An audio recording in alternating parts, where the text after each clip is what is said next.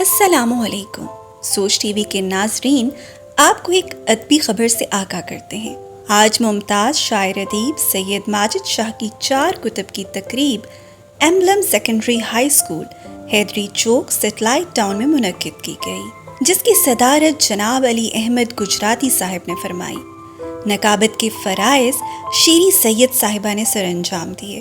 اس programme میں ممتاز شعراء و ادباء نے شرکت فرمائی۔ اسٹیج پر براجمان شخصیات میں محمد اکبر خان نیازی، اظفر لون، محترمہ مہناز انجم، محترمہ فرخندہ شمیم، جناب علی احمد گجراتی، سید ماجد شاہ صاحب، کرنل ریٹائرڈ مرتضیٰ علی شاہ اور صفدر وامق صاحب شامل تھے۔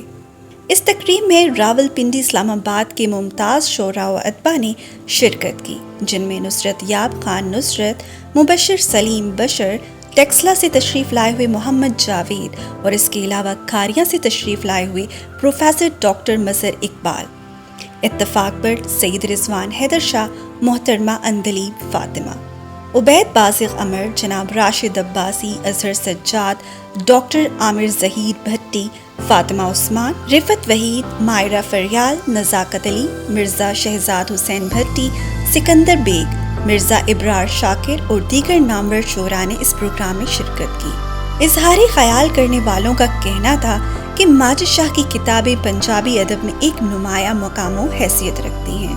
ایسی تقریبات لکھاریوں کی حوصلہ افزائی کے لیے اور فروغ ادب کے لیے نہایت ضروری ہے۔ ایسی علمی و معلوماتی ویڈیوز کے لیے سوچ چینل کو سبسکرائب کریں اور ویڈیو کو لائک کریں۔